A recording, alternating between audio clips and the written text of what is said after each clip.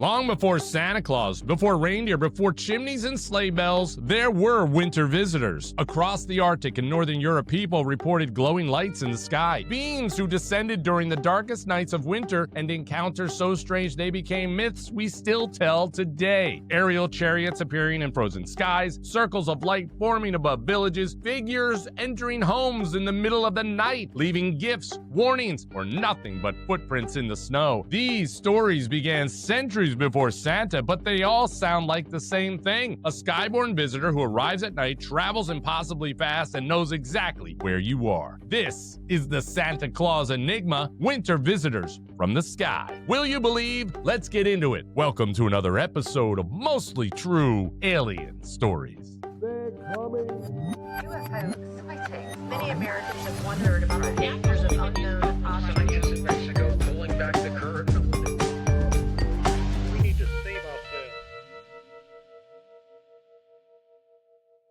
All right, welcome back to Mostly True Alien Stories, a show where we take a true report of an alien encounter, we lay out the facts and connect the patterns and decide whether it is a mostly true alien story or not. I'm Neal Girandola here with the man who insists on peer reviewing his Christmas cookies every year. Let's welcome Andrew Triana. Hi, Andrew. How, Oh, it's Bobo the Elf. You look wonderful. I love your hat. I love your shirt. Your Jesus and Santa on there. It's really fun. And if you guys, listeners, aren't watching, well, you should know, since it's the holiday season, we figured it's time for something different, something fun, and something rooted in hundreds of years of real reports, which is why we're dressed like this today. Today's story takes us deep into winter folklore, the origins of Santa Claus, and the global reports that came long before him. Sky visitors, glowing crafts, solstice night encounters, early descriptions of flying vehicles, and the possibility that the Santa Claus may be shaped by actual aerial anomalies witnessed across centuries. Go ahead and hit that subscribe button so Santa doesn't put you on the naughty list and we can reach a few more aliens. This is our Christmas episode, Andrew, and yeah, there's a couple of things though I did want to talk about before we get in the story. You know, there's this anonymous whistleblower on Reddit. Yeah, I know. I read it. Calls herself Rhea. She posted this long, like, disturbingly technical claim about Earth being flagged by an automated alien surveillance system from billions of years ago. Did she call a number for that? She must have had a phone number that she dialed. You have reached the Alien Augmented Checking You Out Research Foundation. Thanks for calling. If you've been being researched for the last 1,000 years, press 1. 2,000 years, press 2.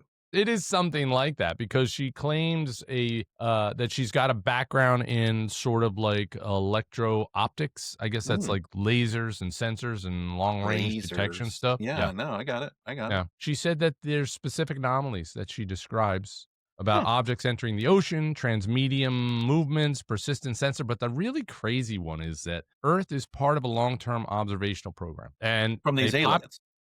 A population of ancient humans from here were relocated to a planet around 82 Eridani. Now, 82 Eridani is a real star system, which is about 20 light years away. Okay. And it's long considered to be one of the most promising places for Earth-like planets. Wow, that's crazy. Thinking about the Voyager that took 50 years to go 1 light year, and they're 82 light years away.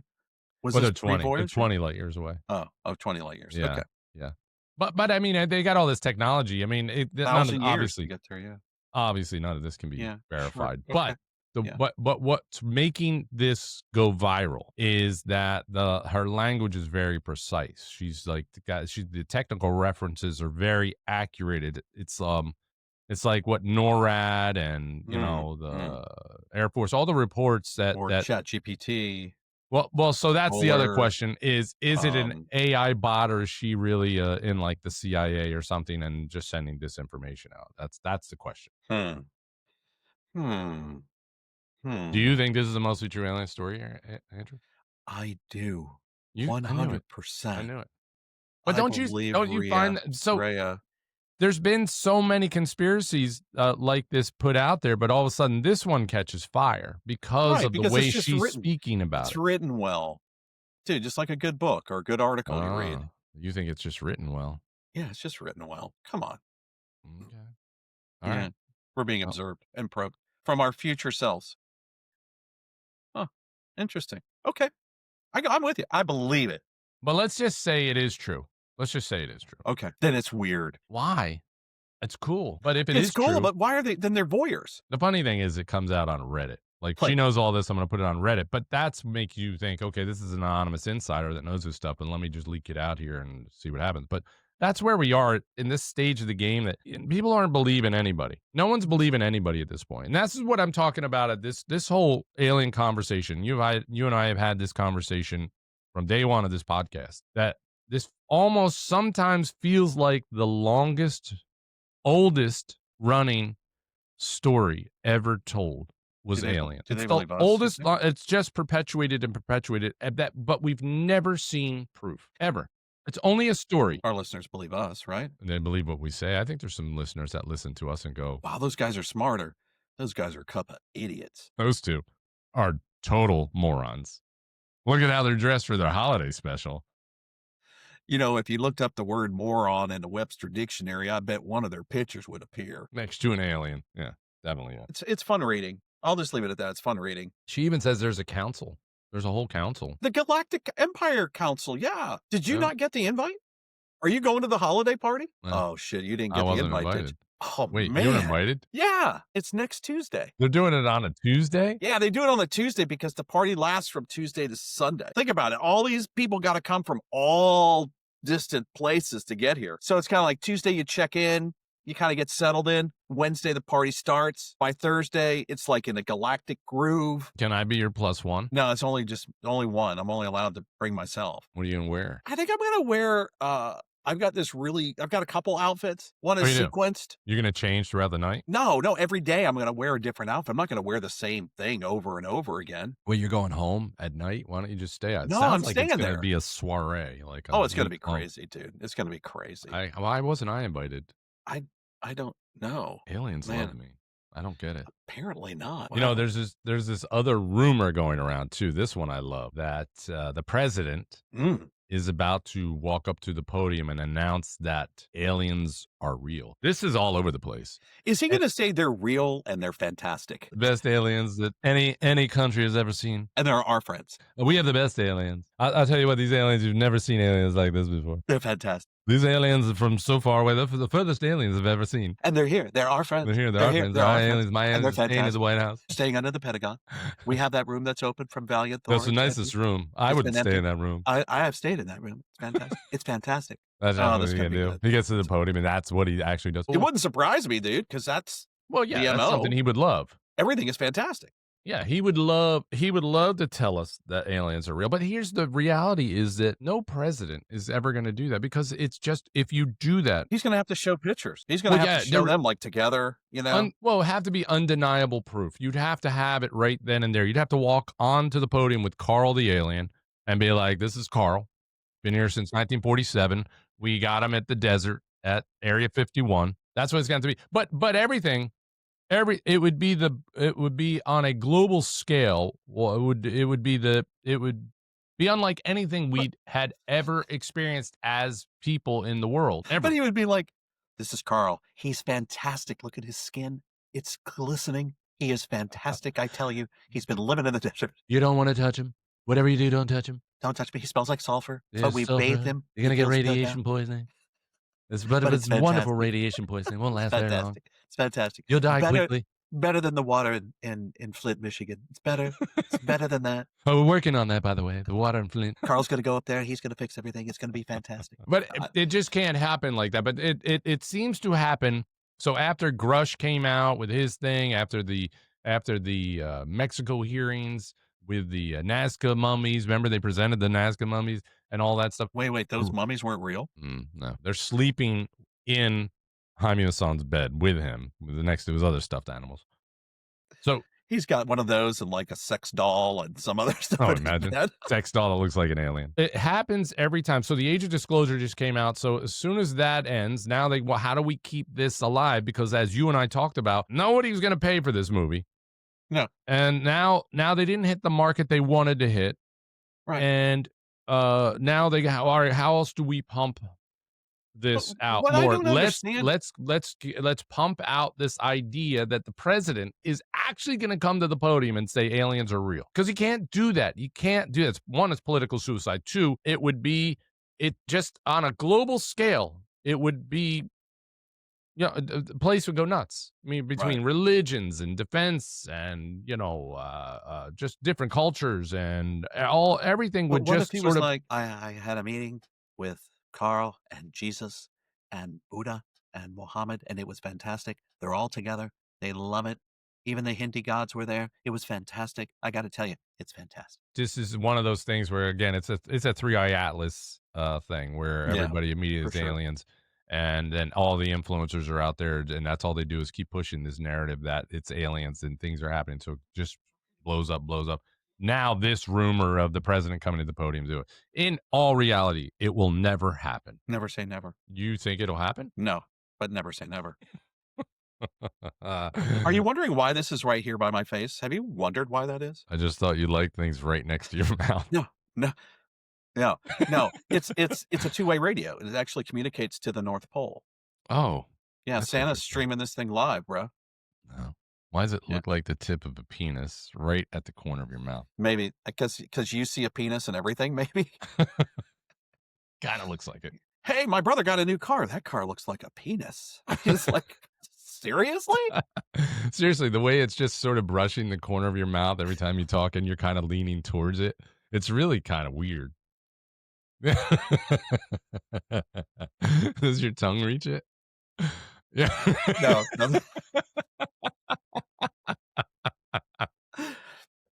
So seriously, if You're you did ruining Christmas hats for me now. if you could do that to someone's penis and it moves like that from the wind, Don't get find out of someone bed. else. Get out of there. Find someone else. Yeah, that's sad. Yeah, that would just be a funny. sad day for you. We should make elf hats with that tail that just is totally a penis. Like it just looks like a penis hanging there by your face. Why would you want to do that to the elves? That's just awful. It's just because it's the way it looks right now. And right now, our listeners that are only listening are right now quickly going to the video to see this. Right now, they're Like, going to watch. I've got to see that penis hat. Why is he speaking with his mouth so wide open? All right, this is our holiday episode, and children might be listening, so stop talking like that. Although this is not rated for children. This any of our episodes.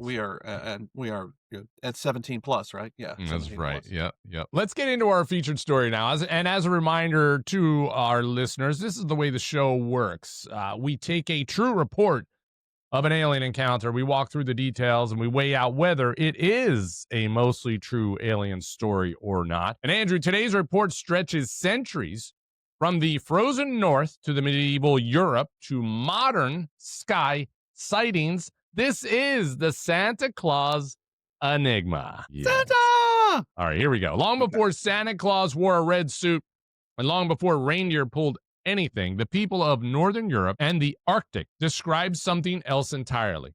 Winter visitors from the sky. We're going to start in the far north among the Sami people of Lapland. For thousands of years, their winter traditions described beings who descended from the sky during the darkest nights of the year.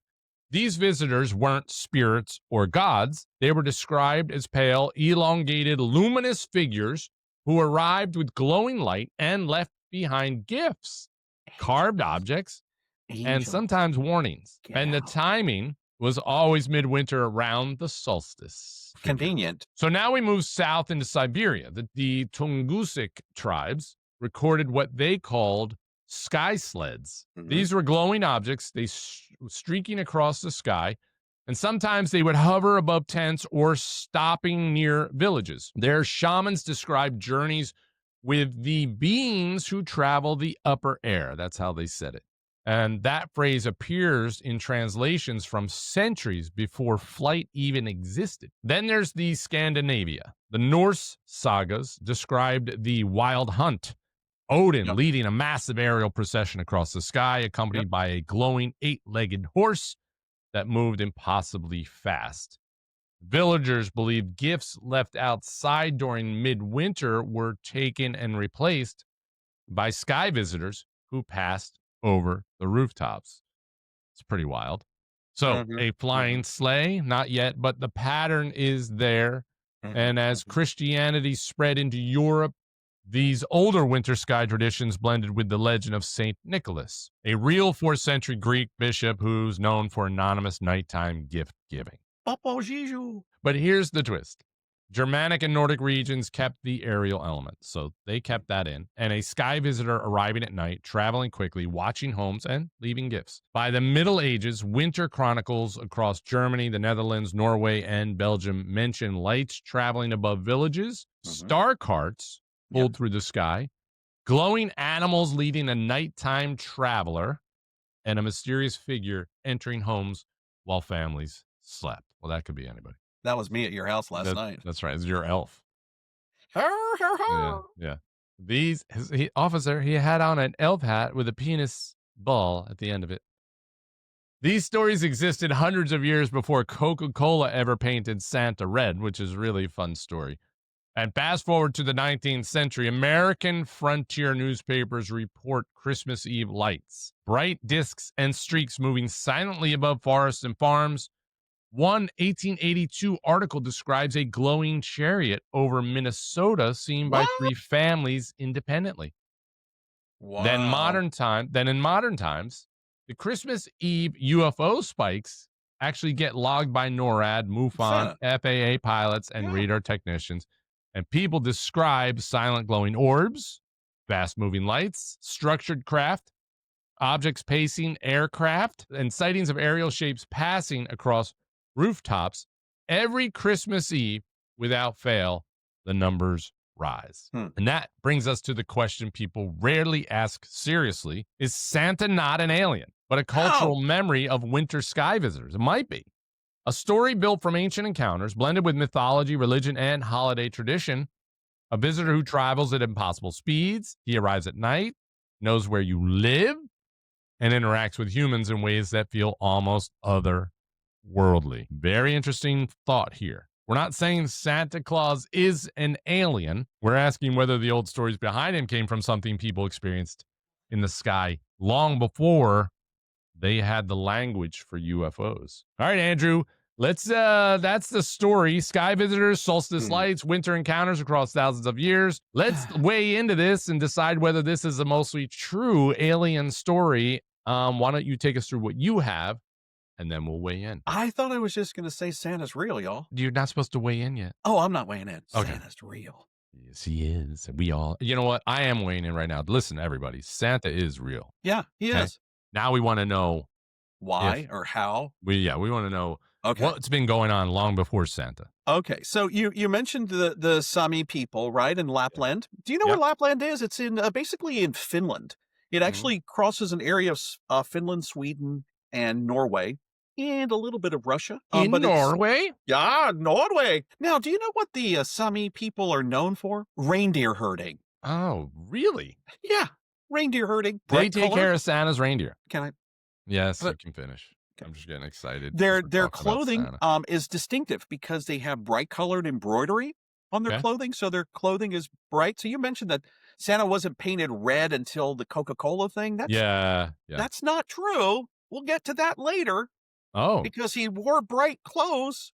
Think about if he's illuminating light, how could he be in anything? You know, he could be in any color. That's true. But let me just for our listeners and those who may not know that. So I don't know what year Coca-Cola did this, but they did it a long time ago. Yeah, I think it's I have it here. It's like 1901 or something. 1901. Like they as a branding marketing thing. Okay. So the most famous UFO case is called the ghost rockets. Scandinavian ghost rocket wave was between 1946 and 1947. Okay. All right. A little later. And it was reported as a rocket-shaped object streaking silently across the sky. And where was this? This was in Lapland. In Lapland. Okay. Yeah. And they were streaking across the sky. They would dart back and forth, but they were silent. They couldn't hear anything. And they saw all this stuff. They said, even though they saw them like go down to the ground and come back up and go down and come back up, they never found any debris or aircraft fragments or nothing. So they're thinking that it was most likely either meteors that were flying by the planet, not actually hitting the planet, Atmospheric illusions caused by the bright Arctic summer, because Okay. it's Arctic and December is summer there. Yeah. Right. Or Soviet missile tests. But the lack of Okay. actual debris has made the case more legendary. Okay, so the ghost rockets appeared. Well, in the also same, during that time, so there Santa was a thing. yeah, And Santa so was a when they thing. see these lights during that exact time, they're going to say it's a magical. Yes. Now the ghost rockets appeared in the same northern skies where, according to tradition, Mm-hmm. Santa flies his sleigh. Yes, he does. And he navigates through all the shimmering lights and the constellations. So the rockets that they saw were actually test flights from Santa's workshop, Oh, or they were guiding beacon lights that the elves were using. okay. Now, I never got to do beacon lights when I was at the North Pole. No, No, no. I was Yeah. always on the toy line, building. Wow. Yeah, building. yeah. It's just- Because the tables were lower there, you could reach them. yes. And I would say, lift me up and put me on the table. I want to see the toys up close. I don't want to be an elf. I want to be a dentist.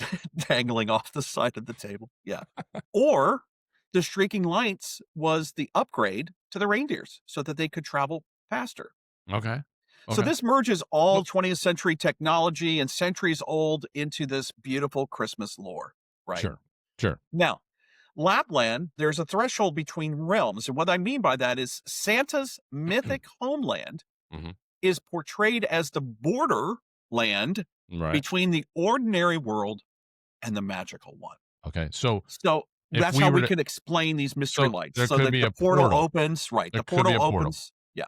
The portal opens because Santa's not here. He's in another dimension. Sure. Yeah, because he's an alien. Right. Right. And So now he has interdimensional travel technology. travel doesn't mean he's an alien. It just means that he's advanced because he's Santa Claus. Well, if we're That's what because it we're an alien means. podcast, Santa wouldn't be magic. We're talking alien, interdimensional, alien travel.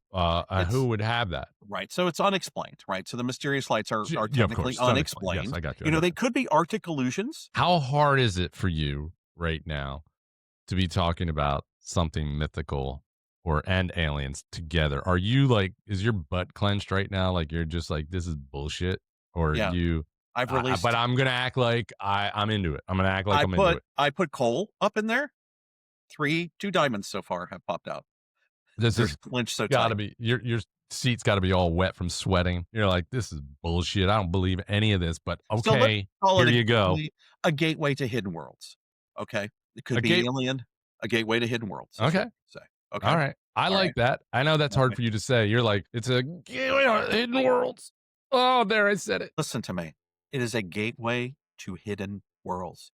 Did I stutter? Did I strain? No, you didn't. But I'm real interested in the really early chariots of The sky people, the sky people and all that. Are you getting into celestial that? omens, Are you getting sky into that? visitors. Are you getting right? into all that? Yes. So the sky is full of powerful beings, right? Okay. That's what we're told, right? Yes. So what was it? The Tunguska tradition? The Yeah. sky phenomenons? Okay. Yep. The sky people or visitors from above, they call them. Yeah. They actually believed that they were spirits or ancestors descending as balls of light. But they saw them.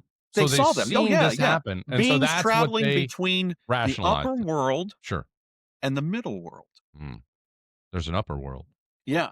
Yeah. So there has to be the mystic part of it because they had shamans and the shamans would perform these ceremonies and then these glows of light would appear and all this stuff. They didn't call the upper world heaven. They're referring to that as it's another just the world. upper world. Yeah. Another world. And they clearly said that these beings are traveling between the upper world and the middle world. They were described as glowing figures, as luminous spheres, as you said, and fast moving lights. Yeah. And there's parallel to UFO reports, right? Fireballs, meteors, heavenly arrows. They even called them heavenly arrows. Right. But this is long before UFOs, This is long before. This any is of the long terminology, before. long before Santa, long before all of this. Yep. And that's what we're getting at is right. Well, I mean, if you go back into Native American culture, there's a lot of stuff about the moon and about beings coming. So this is no and different. over that Christmas time, over this always, what we know now always is Christmas. over the solstice. I wonder if I put my tinfoil hat on, if the winter solstice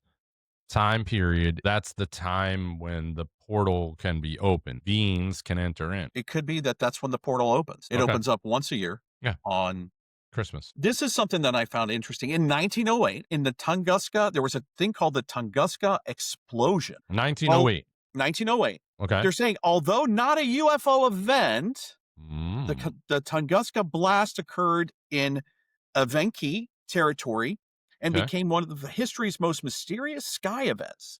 It happened on June 30th, 1908. Oh, okay. A massive explosion flattened 800 square miles of forest. Wow. No crater. And witnesses reported seeing a blinding fireball shaking the ground with a column of light. What? A fiery glowing object streaked across the sky. But this is in June of 1908. This is in June of 1908. The shamans of that area said that it was spirits punishing and cleansing the land. The question to ask is, all right, if it wasn't something from another world, what would have it been? They said that, traditions, a possible spaceship crashed there, but there was no wreckage. There was no crater. There was no nothing. Although science says that it was a comet burst, a comet airburst. So a comet must have been coming by Earth, and it's at the top of the Earth, the Arctic. And it just sends like a... Imagine like an EMP or like the remnants of a mushroom cloud, that whole thing wiped it out. Now, you also talked about Norse mythology. Yes. Long before UFOs, or we thought of UFOs, the Norse had their legends. Mhm. They had Odin and Thor and Loki and all the gods. Sure. They talked about strange lights, glowing objects in the sky. What year? And What year are we talking? Sky traveling beings. This is probably the year 200. So if you think about Norse mythology and what we're hearing about these shining beings, the Valkyries, who were the warriors of Odin, right? They wore shining armor. Yeah. And in Old Norse poems, they're described as they gleamed like fire, and they would appear as streaks across the sky and then land, and they would be there. Also in Norse mythology is the Bifrost, the Rainbow Bridge. Yeah. That connected worlds. It was a way for them again, here we go, if you've ever interdimension seen travel Thor, or portals, right? That open. Yeah. We're going back to the portal theory. We're going back to Norse mythology. That's like, we're going back far. And it described a radiant, glowing bridge of light that connected Earth to the realm of the gods. So they had spirit guardians that would sometimes appear as glowing shapes or floating presences. Mm-hmm. There were sky serpents. In the Viking sagas, in their poems, they talked about serpents of fire. Or they also talked about flaming spears crossing the heavens. We can explain those away as meteors, the borealis streaks, or atmospheric plasma, or whatever. You happen to mention Odin's wild hunt. Yes. Where Odin had his horse with 8 legs that supposedly would go roaring across the sky, right? With Odin on his back, which could be Santa in his sleigh. Sure. When we get to Santa, one of the theories is that Santa is the tamed Odin, not the warrior, not the general, not the king, not the killer, but this tamed warrior. How many reindeer does Santa have? 8. Santa has 8 reindeer. How many legs did you say Odin's horse had? 8. 8 legs. Yeah. When did he always do his wild hunt? Midwinter. In the north, people say that Santa travels through the same sky road that Odin traveled through. A glowing, shifting ribbon of light, the Norse called the Bifrost, or the Aurora Borealis. I'm seeing how all of these sightings are leading to something. It's almost a mix of stories. It can't be one without the other, because all these things started happening and then all these things started merging together, right? They started molding together. Yeah. But when newcomers saw strange Arctic skies, they also saw silent orbs, sudden flashes of light, darting shapes. They gave them the modern name of unidentified flying objects. Right. But the Norse, the Old Norse, and the Sami people always said that they were messengers, spirits, travelers between realms, and heralds of great events. They never changed that. Now, what's cool is that the lights that you see streaking across the sky in front of Santa's sleigh, they said they're there to escort Santa. It's not Rudolph? No, it's not Rudolph. If we want to talk about Christmas myth and all of this stuff together, right? So Odin's ancient Yule ride becomes Santa's Christmas Eve flight. The auras and the atmospheric lights become these UFO escorts. The spiritual visitors, you ready for this one? Yes. They become holiday protectors. What? Elves. That's right, Neal. Ho, ho, ho. So basically, the winter sky just becomes this grand cosmic highway of myth and mystery. Wow. Now, wait, I'm going to blow your mind here. Christmas is the night when the sky is closest, the veil is thinnest, and travelers from every realm, mythic, magical, and mysterious, come together to bring light into the darkest night. Merry Christmas to all and to all.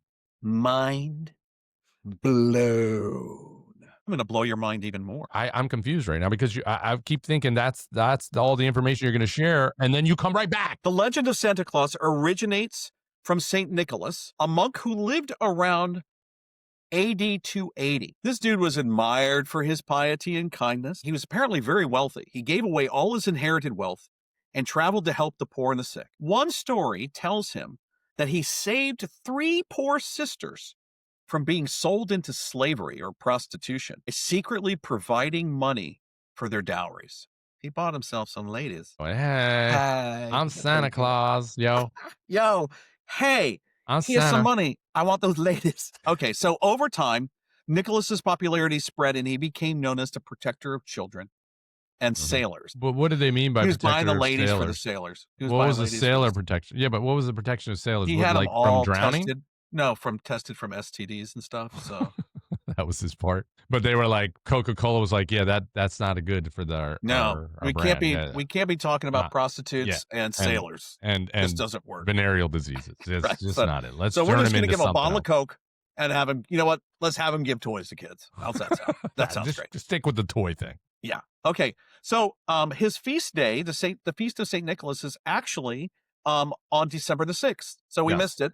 It's the anniversary of his death. Okay. Usually or traditionally viewed as a lucky day. So by the Renaissance period, guess who was the most popular saint in Europe? Saint Nick. No, Saint George, the dragon. Oh wait, we're not talking about Saint George. No, it's Saint Nicholas. Okay. Saint George was the other guy. Right. That holiday didn't take. Hey, who cares about dragons? We got a guy saving hookers and sailors. St. George was like, damn it, giving gifts. Brilliant. I should have thought of that. You know what? I should have taken all the gold and stuff from the dragon I killed and gave it away to people. Who would have knew? That would have been a big hit. He was just always giving out shepherd pies. No one wants a shepherd pie. I made it with the cat next door. I'm St. George. I'm the giver of shepherd's pie. Get out of here, George. Yeah, that holiday's your not pie take, made me brother. sick. I got diarrhea from your pie. Yeah. I want an Xbox, brother. It's bad enough I've been dealing with scurvy and the rickets. You're going to bring me this pie that gives me diarrhea? Why don't you go save sailors? Be more like Nick. Be more like Nick. Save hookers. Everyone wants a hooker. Stop venereal disease. Yeah. Wear a condom. Oh, no, Catholics. No condoms. Okay. Even after the Protestant Reformation discouraged the veneration of saints, St. Nicholas remained especially beloved in Holland. Because, you know, he used to come and put toys in kids' shoes. Imagine this creepy guy coming into your house. Putting shit in your shoes. Yeah. Your shoes by the fireplace. He puts chocolate in there. You're like, ugh. And they didn't wear socks back then. No. Ugh, that's just gross. Yeah. Okay. So St. Nicholas entered American culture in the late 1700s. Okay. When New York newspapers reported Dutch families gathering to honor him. His name evolved from the Dutch Sinterklaas, short for Saint Nicholas. In 1804, John Pintard promoted the figure by distributing woodcuts featuring early Santa-like imagery, such as a toy-filled stockings, and then Washington Irving further popularized Sinterklaas in 1809 by calling him New York's patron saint. As a figure in colorful colonial clothing with a man in brood-brimmed glasses and traditional Flemish attire. Like this. Like what I got on. Gift giving for children became central to Christmas starting in the early 19th century. And by the 1820s to 1840s, stories heavily promoted holiday shopping. Yeah, there we go. They turned using it into some images of money-making Santa scheme. Claus. Yep. Let's turn this into money. How can we do this? Yep. Let's ruin Christmas and turn it into money. Yeah. Okay. Yeah. So in 1841, a Philadelphia store drew crowds with a life-size Santa model, inspiring retailers to feature live Santas to attract families. In the 1890s, the Salvation Army introduced street corner Santas. They got the idea from the hookers. They did. They're on the Street street corner corner. hookers. They're that's a big draw. Let's try Santa. And you know what they were? They were unemployed men in Santa suits collecting donations for Christmas meals. And they still do that today. I still do it today. When I'm done, I got to get out on my shift. Well, obviously I do too. So the most iconic department store, Santa, is Kris Kringle from the 1947 film Miracle on 34th Street. In 1822, Clement Clark Moore wrote an account of a visit from St. Nick, better known as The Night Before The Night Before Christmas. So he wrote that in what year? He wrote that in 1822, and he wrote it Okay. for his daughters. Yes. It was a poem, Mhm. and it shaped the modern image of Santa as this jolly, round, magical figure who travels by sleigh, ascends chimneys, and delivers gifts with the help of 8 reindeer. What did Santa look like in the minds of everyone prior to that poem being written? Do you think they had a beard and all Yeah. that? Oh, yeah. No, he had to. If he was Norse and he was Flemish and all that, yeah, of course he had a big old beard. Now, there's a legend, too, that he was actually a Viking, Santa, and got blessed with this spirit, magical, mythical ability to Mhm. live forever. Mhm. But he was a Viking warrior. So 'Twas the Night Before Christmas was written in 1822. In 1881, a political cartoonist by the name of Thomas Nast built on Moore's imagery to create the first true version of Santa we recognize today. Cheerful, bearded, rotund, Mhm. dressed in red, fur trimmed suit, and living at the North Pole with elves and Mrs. Claus. In England, he's known as Father Christmas. In Switzerland and Germany, he's known as Christ Kind. In Italy, a kind of witch called La Befana rides her broomstick down chimney and leaves toys in children's stockings. I don't want that bitch coming to my house. No! What? That would be scary. Yeah, a witch. Thanks, Italy. I've actually never heard of that. Your mom didn't scare you with that when you were a kid? She did not. Good. If we go all the way back, Santa as we know him today, I believe was influenced obviously by all of these stories and sightings, the true sightings that we're seeing and the encounters that were happening. So which leads me to say that Santa, I think originally is an alien. I think that this is an otherworldly being. You're weighing in. I am weighing in. Before me? Wow. Okay, go ahead. No. Go. It's the holiday episode. Oh, so which I'm you going to reverse? Yeah, I'll let you go after me. This is a mostly true alien story, in my opinion. I think that the Santa as we know Santa today is an alien. That it's the smartest way for an alien to kind of become embedded in our culture. This is a mostly true alien story. Santa is from alien origins. So now it's your turn, Andrew, to weigh in on whether this is a mostly true alien story or not. I'm sorry I jumped the gun. I went before you. I just got excited. No, I got it. No, you're excited. So do you think that this is a mostly true alien story or No, not? I don't think it's alien at all. I think it's Santa Claus. You just think Santa's Santa. I think it's the spirit of Christmas and the spirit of time. I'm not going to say it's alien. I don't believe it's alien. I believe it's more supernatural. I'm Wait a going minute. to the supernatural realm. Wait a minute. That's where I'm going. Wait a minute. You don't Yeah. believe in aliens, but you believe in the supernatural? Yeah, I believe in the supernatural. I believe the spirits can come back and communicate with you. I believe ghosts are real, But you don't believe in aliens. but I don't believe in aliens. No. Your whole take on whether this is a mostly true alien story or not about Santa, it was a cop-out. I think you're going to it's just magical, it's supernatural. No, dude, I It's- love Norse mythology. I know all about that stuff. There's definitely correlations to where these are encounters that people had Really? in AD That's what they- 260. This is passed down as folklore stories. What did I right? just say? The alien story that has been going on in this world and up to today is the oldest told story that ever existed. And people have been passing these stories on forever. We have never seen aliens, but we talk about them from ancient history to today, and it's just growing and growing and growing and growing. So you can't just say that, it's just stories that they're passed down. I'm not saying that they were aliens. No, I don't believe it. Wow. All right. That's all I'm saying. Don't be mad. I mean, Merry You're mad. Christmas to you, freaking Scrooge. Okay, wait. It's real. I believe it. I believe it's a mostly true alien story. It's all aliens that came. Or That's not what I'm asking you to say. I'm just saying that your stance on this, you say supernatural. Supernatural, yeah.